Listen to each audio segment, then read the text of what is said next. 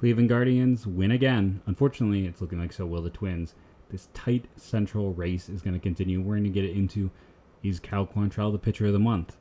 We will talk about overall performances. We're going to talk a little bit about the sticky stuff as well on today's episode of Locked On Guardians.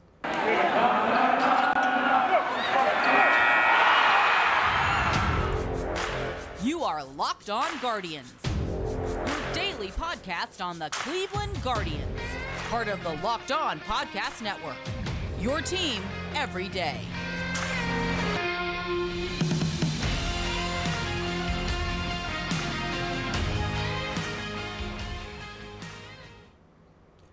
Hello, everyone, and welcome to Locked On Guardians. I'm your host, Jeff Ellis, formerly of Scout, formerly of 24/7, now all of Locked On.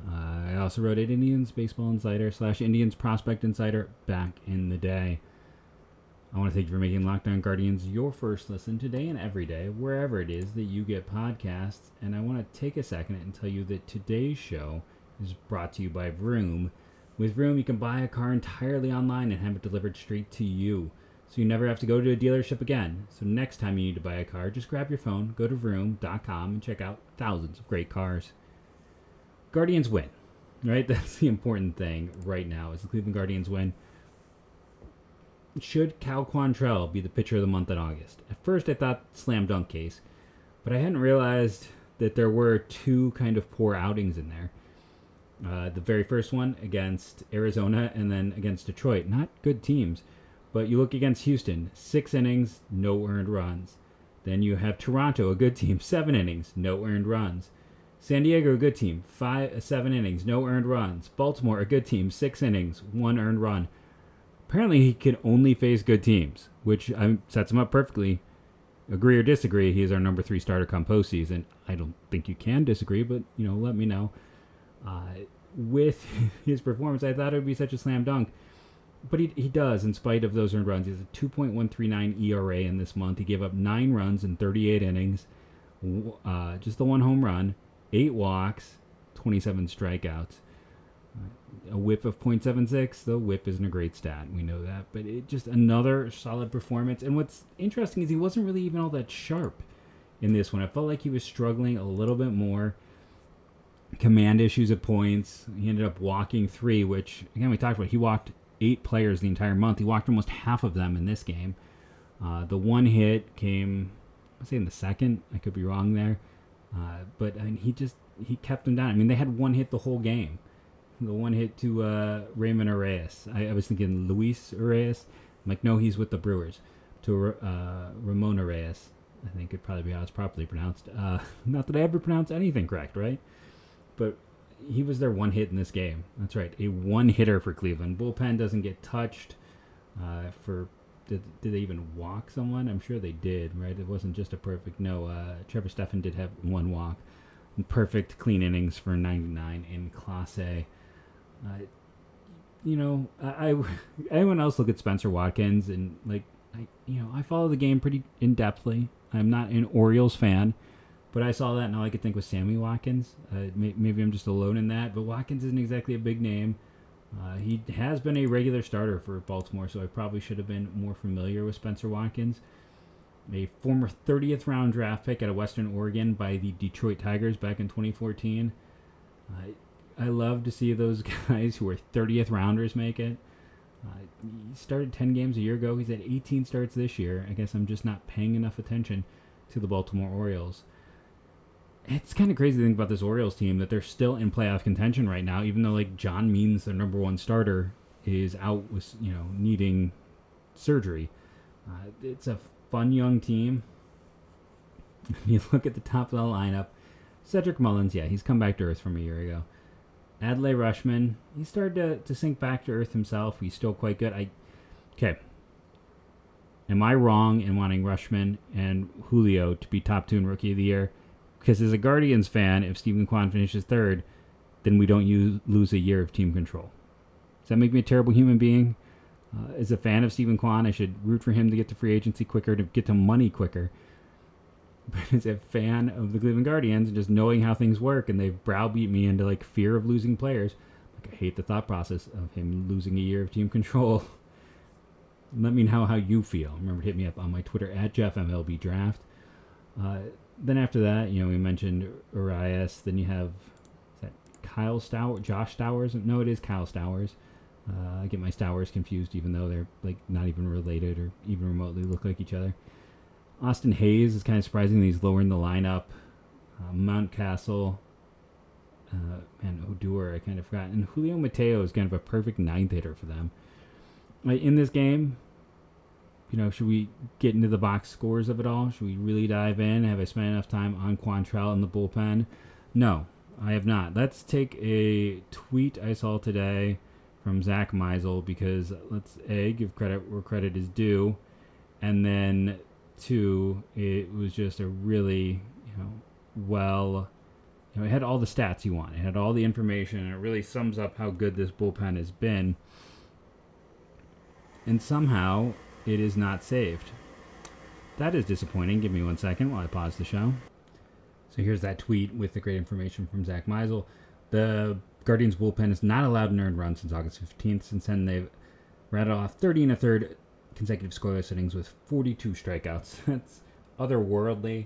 We'll talk a little bit about some theories I have on that. And then I also wanted to pull up from the AP an interesting bit of information here on the game today. Quantrill is 12-0 in 39 games at Progressive Field and has gone 31 straight home games without a loss. The second longest streak in MLB history, behind Kenny Rogers, who had 38 from 1997 to 2000. Not who I would have necessarily guessed to have that streak, though he was quite good at that time. But yeah, I would also have not guessed Cal Quantrill to have the second longest home winning streak. It's really interesting to look at, but he just seems to get better as the year has gone on. And I feel like that happened a year ago. I'll have to really dig in the numbers at some point, but that's where it stands. We're going to take a break, come back, get into the numbers of this game, and talk about some playoff odds on today's Locked On Guardians. Are you one of those people who thinks it's okay to drive stoned? What's the worst that can happen? You end up driving below the speed limit? It's no big deal, right? Wrong. The truth is reaction times slow down when you're high. You're not only putting yourself in danger, but everyone around you. Talk about a buzzkill. Stop kidding yourself. It's not okay to drive high. If you've been using marijuana in any form, do not get behind the wheel. If you feel different, you drive different. Drive high, get a DUI. And I think it's pretty simple right there, right? You know it makes you react different. If it makes you react different, let's not get behind the wheel of a 1,000-pound vehicle. Seems fair. Okay, let's talk about this. Let's talk about the bullpen first. This is my theory.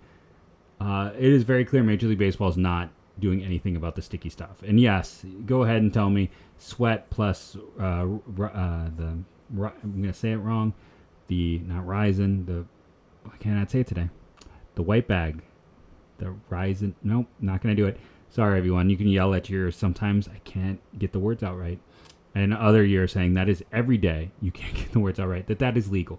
Yes, that is legal. But I think when you are doing this every third pitch, like specifically kind of going up and grabbing, I think 99 is benefiting from some hair gel. What do you think? I think there is definitely a substance back here. I am looking forward to when an umpire has to go up and do like an ape does, where it like picks bugs off another ape, but instead he's like gently feeling the neck of 99, trying to determine if he has a foreign substance, because someone's going to call him on it. Someone's going to, because the performance is too good. If you've ever done anything where you've played a game online and it's very clear someone is cheating because they are too good, like that's what it feels like right now. I don't think, and after all the struggles to really come back and just out of nowhere be completely fixed, a little bit dicey. He's been too good to the point that I think it's gonna start to raise some concerns, and I think at some point we're gonna get a check, because this after every third pitch, and then you do the whole ball bounce, right? So then it like helps get across and everything else. And here's the thing. No one is getting suspended for substances on a baseball. It was a big deal last year, and then they stopped enforcing it. So, of course, the one time they enforced it is when everything fell apart. Now they're not enforcing it anymore, really. Everything is back to being the elite of the elite. I absolutely think he has found a workaround, a change. I think it would be naive with his performance level to think otherwise, right? it's not, necessarily. Gaylord Prayer's in the Hall of Fame and he doctored baseballs his whole life. It's part of the game. If you can get away with it, baseball's weird when it comes to cheating, right? Like, we got cheaters in the Hall of Fame who did all sorts of things to the baseball, scuffed them, beat them up, found ways to get away with a little bit more. And then we got our other guys that we're going to stand on a crate and be like, Barry Bonds is a cheater. It's like, well, you know what? I bet if he had never used a steroid, he's probably still a Hall of Famer. Yeah, he had a competitive advantage, but during that era, I would love to see if we could look back, I would be very curious in the 90s to see the amount of hitters and pitchers that would have been juicing. Like, was it a huge advantage, or was it just what 60% of the league was doing? But I've gotten off task. But yeah, so this is my thing. Just go watch the game. See how often this happens. If you're listening at home, you can't see it, so go check out the YouTube to see me gently massaging the back of my scalp, which, again, I'm betting there is a foreign substance. I don't think it's just the Rising bag and sweat. It is. I mean, he must run in circles to get his sweat. I think that's part of it, because don't get me wrong, he does not come to the mound anything other than drenched in sweat. So he's out there running circles to intentionally get the sweat up to make that. But I think there's a lot going on overall. And again, I'm not condemning the dude. Trying to cut the corners in baseball. It's why, as much as people want to get mad at the Astros, it's literally kind of at the heart of this game. It's like, it's only cheating if you get caught, right? If you're not trying, can't remember the old quote, but it's cheating is kind of ingrained in the sport of baseball. We take weird stands and get very mad at it at certain degrees, and then have known cheaters in the Hall of Fame. So we'll move on. Let's get into this one. So the Guardians, who reached base twice in this? Let's go through. You had Stephen Kwan with a hit and a walk. You had 2 hits by Jimenez. You had a hit and a walk for Owen Miller. And again, I saw people mad that he was DHing in this one. No, Owen Miller should DH against righties. He shouldn't play against lefties. Against righties, it's fine. He is close to the derivation of normal. This is not a bad call. This is a right call. For as much as I rail against Owen Miller, this is actually not... He was productive because this is what he does well. So this is not the thing to be mad about. This is where I'm like, no, that's a good call. He should play against righties. He should not play against lefties. In this one, and I believe that's it, unless I don't recall any hit batters or intentional walks. So it was who didn't reach base is more the interesting thing, and that's Ahmed Rosario, who did not reach base in this one. Everyone else had the bottom lineup had hits galore. Will Benson started in center field today. They're starting to see more looks there. Because, again, I don't know what you do with Straw. I don't have a good answer to how you handle center field. I don't. It's part of the problem with the way this team is currently built is there are some big issues with no easy replacement, and then there are some places that have massive redundancy. It'd be nice to have seen them make a move or two to have figured it all out, but there was no move to be had. And I'm not going to doubt the front office because it is like one of the best in sport.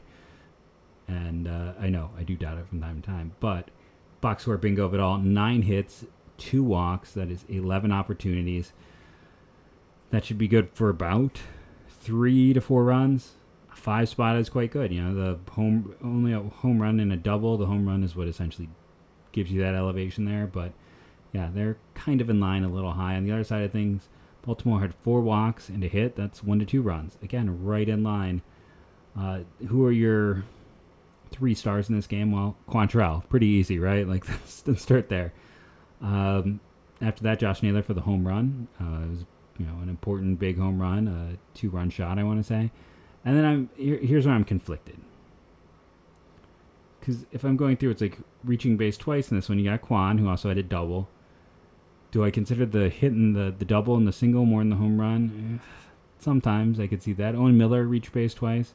Do you give it to Jimenez, who also had the error, but had 2 hits? I'm going to lean into Quan because no error, a double, so he had the other extra base hit, and he also had a single up that 298 batting average. 765 OPS, 794 for Rushman. So again, let me know what you think. Are you also pulling for a 3rd place finish for Stephen Kwan? I think those are your stars. I think it's got to be Kwan, Naylor, Cal Quantrill, just in terms of the performance in this one, it's a big win. Baltimore is a good team. We'll get into a little bit of it later on the show, kind of do a late, post first game preview. Let's talk playoff odds. So if you haven't been paying attention, Cleveland is now a pretty big favorite in the American League Central. 59% chance to win the division, 36 to the Twins, 5.1 to the White Sox. The White Sox are down to just a 7.6% chance to make the playoffs. Guardians 65.3. So this Fangraphs projects the Guardians to be in the playoffs. Astros are at 100% in the American League. The Yankees are at 100%. Blue Jays are at 94%, even though right now I believe they are the third seed in the wild card. 86% for the Rays. Orioles are at just 4.9%. The Orioles, in spite of having a 523 winning percentage to the White Sox 488, have a lower playoff chance than the White Sox. And that's because the White Sox at 7.6%, 5.1 of that is a chance to still win the division. Baltimore has no division chance, no hope. It's all wild card for them. So after the big two of the Yankees and the Astros, do you know who's number 2 in playoff odds? Seattle Mariners at 95%. They have a 95% chance to, essentially a 95% chance to get a wild card clinch. They are at a 0.1% chance of winning the division. So it's not very likely there. But that's the thing. You can get really mad that the Guardians dropped 3 out of 4 of the Mariners, and it was a depressing weekend. Or what I've kind of come to, the other side of it is, they could have easily won those. That was a very tight series against a very good team, and hopefully when we get them at home, it's going to flip the other way around. But yeah, it is interesting to see. The Guardians all year have been kind of fighting expectations, and I'm just kicking myself constantly because our good friends over at BetOnline, I don't have an ad read, but they did send us what their beginning of the year numbers were. The over-under on the Guardians was 76 wins. If you listen to this podcast, I was like, it's going to be hard if this... I said it would be hard to see a path for this team not winning 80. Just because health was so poor a year ago. Why don't I listen to myself? I thought it was very clear. I thought this was a team that was going to get better. Everyone's like, oh, the division's so much tougher. It's like, well, no one wins free agency and then wins the division. Like, winning free agency is almost more a curse than a boon. And 2, this team's just going to be improved by being healthy. Man, I missed but did anyone listen to me? Did anyone sit back and be like, oh, good point, Jeff. I think they will win more than 76 games. I just can't help but kick myself repeatedly. Listen, we're going to take a break. We're going to come back, and we're going to kind of talk about this Baltimore Orioles team and how they match up these next 2 games against the Cleveland Guardians as Cleveland tries to stay ahead in the division. Unfortunately, the Twins have the easier road to hoe, but Cleveland has a 1.5 game lead with 2 more against this Baltimore Orioles squad. We're going to take a break, come back, and get into it on today's Locked On Guardians. Okay, let's get into the preview, as it were. Let's discuss how I think these next 2 games are going to shake out, since, hey, previews have been pretty good in terms of, let's be honest. Any of it is a degree of hit and miss. We can go back to the Seattle preview where I predicted 1 game right, but I still think I'm at a higher overall batting percentage than most, and again, I'll stack myself up against anyone and compare. I think based on what I have available, it actually comes out pretty strong. And I know I am not the high energy guy to begin with. We're in that fun process right now in real life where summer is ending, school is beginning. My energy, I need to kick it up. I realize that. So you don't have to tell me you're a little low. I'm like, okay, no, I know it. We're going to get stronger here. Starting off, catching position, advantage Baltimore. Do we even have to compare why? Now, Cleveland's catchers have been much improved in the second half. That's what my co-host over here is trying to tell you. He's like, hey, the catching has been pretty good. They shouldn't have traded for Sean Murphy. You're an idiot. Thanks. That's a little mean. But, yeah, no, Cleveland's catching has been a lot better. I mean, I said Hedges had another hit. He continues to play really well for the Guardians in the second half, basically rewarding them for not making a trade. But Rutschman is Rutschman. So let's move on. First base for Cleveland. this past week, the primary first baseman who's played the most games there, I believe, is Owen Miller. I could be wrong in this assertion. He's got 3 games, and then 3 games as well for Josh Naylor. Who had the other one? Oh, I guess the Fangraphs one is only a 3-3. With Owen Miller not appearing as DH until, today, I think we're going to consider him the Guardians' first baseman. The other side of things, primary first baseman Ryan Mountcastle for... Oh, I pulled up the wrong team. This is not... we're not facing the St. Louis Cardinals. That's the wrong bird. Wrong bird. Baseball has a lot of birds. More than any other sport, I feel like. Let me know if I'm right or wrong on that random assertion. So getting into it, Mountcastle, I feel like this year's a little bit disappointing because he didn't build on, kind of a great short thing last year. He's been about league average. Horrible defender, about league average. Cleveland has a horrible defender who is not as good. So, advantage Baltimore. 2-spot advantage. Second base for Cleveland has been Jimenez. I think that... Okay. I think I had the Cardinals open from yesterday. It shows how much, my secondary computer is just here to hold up stats for the show. On the other side of things, Baltimore's primary second baseman, has been, I believe, Ruffin Odor, who we know, that he was a multi-time scrap heaper, and this year has a 76 runs created plus with bad defense. This is kind of like the catcher equivalent we talked about, where just Cleveland is very head and shoulders above at that position. So 1-point lead. Shortstop, Jorge Mateo has a higher WAR than Ahmed Rosario. He is a worse defender or worse hitter, but a much better defender. I'm going to give advantage Cleveland for now, because I feel more comfortable in Rosario than Mateo's continued performance. So they actually have a similar walk-strikeout ratio. So we'll have to see. But Mateo's been one of the big kind of surprises this year across baseball. But advantage Cleveland. We are tied up. Moving to third base. Do I really need to compare third baseman? I mean, we know there's been some ups and downs with Jose, but his down is league average.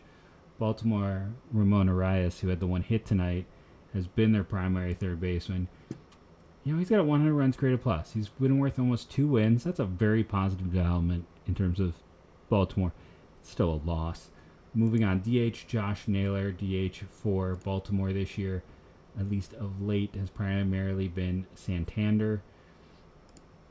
So Santander has a 128 runs created plus, a negative 13 he might be the worst defender in baseball.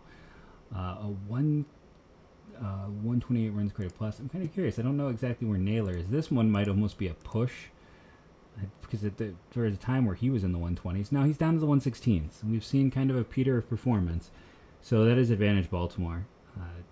He's been worth, less. He's only 1.3 as opposed to the 2.0 that Santander is, even though Santander has a much worse defensive value. He is a DH all the way. Center field, advantage Baltimore. One we don't really need to dig into. Moving to left field, for Cleveland, that is the great Stephen Kwan, Stephen the Great. For Baltimore, their primary left fielder is Austin Hayes, who's a good player. But he's a 113 runs created plus. He is a negative defender, 1.7 WAR. I believe Kwan is in the 120s for runs created plus. He is a better defender, and he's been a better hitter. So that is advantage Cleveland in that. I'm just kind of confirming that he's in the 120s right now for runs created plus. 122, yep. Or I'm just guessing everyone's in the 120s, as I'm sure what someone out there is saying. Then we move on to right field. That has been primarily Oscar Gonzalez for Cleveland. On the other side of things for Baltimore, wrong one of my clicks, their primary right fielder for the past few weeks has been Kyle Stout. Well, he had one game in right. I don't know if I want to call him a primary right fielder. They've been kind of bouncing between some guys. I'm also hearing my son wail in the background, so I'm going to apologize now if he is coming through. My children do not like to sleep. I don't know about anyone else's, but it feels like as I'm trying to calm them down to relax, in this case it's my wife, they fight it with every fiber of their being. I don't think I've ever fought anything as hard as my children fight falling asleep. You can let me know if you have that same fun situation going on in your household. So there, and let's see, right field. I guess Austin Hayes has actually played more games than right, so maybe he should count as their right fielder. It's like, I mean, they got Stowers, and he's got 2 games left, and it's just kind of like, it seems like they need an outfielder, for being honest. It's still kind of crazy to think about, too. They trade Trey Mancini when they're contending, and I kind of get it for one reason. Santander is so bad, you need to put him at DH. Mancini is already your DH. You're just opening a spot to maybe make your defense better. But, man, this is a team like Gunnar Henderson just killing the ball in AAA. I know he's a third baseman, but, I mean, he would be an upgrade over Reyes, who's have been solid. But it's like, man, that one outfield spot is such a weakness. But if we do this by the rules, Stowers would be the left fielder. That is advantage Cleveland. Right field would be Austin Hayes. That's going to be advantage to Baltimore because he's, a good player with the glove and the bat. If you look at some of the metrics, Gonzalez is average with the glove and similar with the bat. So you give it to Hayes because there is the longer track record. So go through those 10 spots. Even. That's right, even. So then you get into bullpen. That's going to be advantage Cleveland because there's been a lot of up and down pieces in the Baltimore bullpen this year. But they've not been... It's not that they haven't been good. There's been some good performances. But, again, not only did they trade away Trey Mancini, I'm blanking on their closer that they traded away. And then before the season began, they made that trade with Miami, sending Cole Solister and Tanner Witt away. And we talked about how I was like, I kind of wish Cleveland had made that trade because I was worried about the bullpen then. Talk about things I do not get right. Felix Bautista has been really good for them. Outside of him,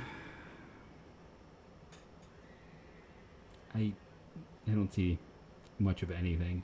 It's going to help him out. Dylan Tate has definitely had some regression. He looked better earlier in the year.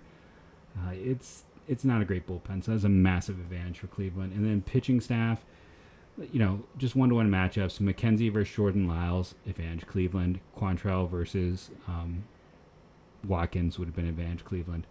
And Kyle Bradish versus Shane Bieber, advantage Cleveland. Cleveland should probably, I hate to say probably because Baltimore is a good team, but they need to win these games. They have the advantage. They have a massive pitching advantage in each of these pitching matchups. And I say that as the biggest Kyle Bradish fan you're ever going to meet.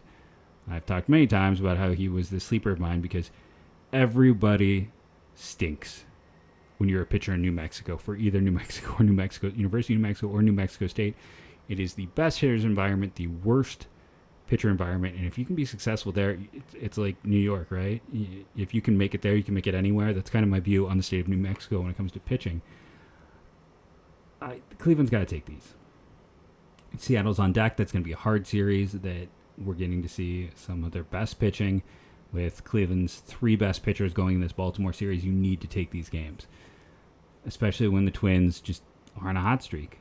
You don't want to end this series like just half a game up with Seattle on deck. So they need to. They're a better team.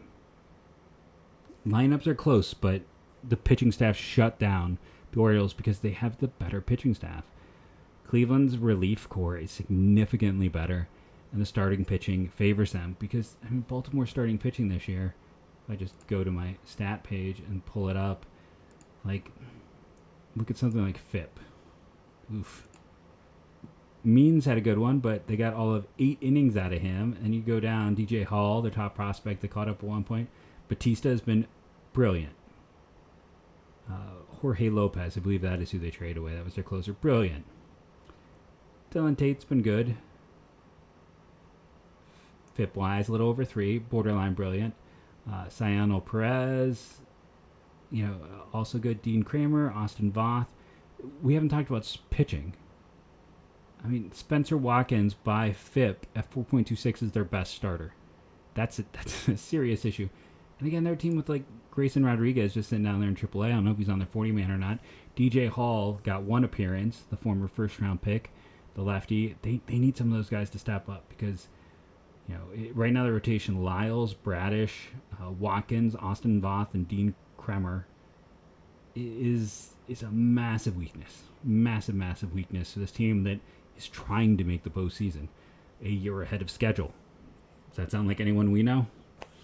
The advantage Cleveland has is, they actually had a few guys that were experienced, a few guys you could count on, like a Bieber, like a Jose Ramirez. Baltimore did have Trey Mancini, but they quickly moved on from him. And again, at least there is a slight logic to that situation. I thought they got a great return on investment. I still don't, maybe I'll be wrong. I thought that Tampa made a bad deal for Brent Phillips. It didn't work out for them. I thought this was a questionable deal for Jose Siri. We'll see if it works out for them. Baltimore needed pitching. They added more in that trade. So I'm curious. The depth is... You look at right now Baltimore's top 10 prospects. At 10, Jude Fabian is over here in Fangraphs, who might be having the best debut of any hitter in this class. Now, he did it at a lower level. I'm curious to see what happens as he moves up. But, there are Jude Fabian believers who think he was a top 20 talent in this year's class. He's done nothing to disprove them and maybe made some of them look very smart. Baltimore is just... Listen, Arizona has some of the most interesting names. Corbin Carroll is getting called up this week. They've started to kind of graduate their talent, which has moved them down a bit. I still think it is, in terms of top-end talent, that is just overall top-end talent under 25. Arizona's fun. Baltimore's depth of top-end talent under 25 is frightening. This is a team to watch. We talked about the Seattle as a team that could be a thorn in Cleveland's side for years to come. If you want to pick teams with top minor league systems that match up with Cleveland's, bubble of this top talent coming, it's Baltimore in the East, it's Seattle in the West, it's Cleveland in the Central. I've been Jeff Ellis, host of Locked On Guard. I don't know why I'm phrasing it that way. You can yell at me over on Twitter at JeffMLBDraft. You can make comments here on YouTube, and I will follow along. Please go subscribe on YouTube. I'm going to keep begging people to do it because we need to get to 1,000. That's just my ask. Get us to 1,000, please. And as I end every show, go Guardians, go.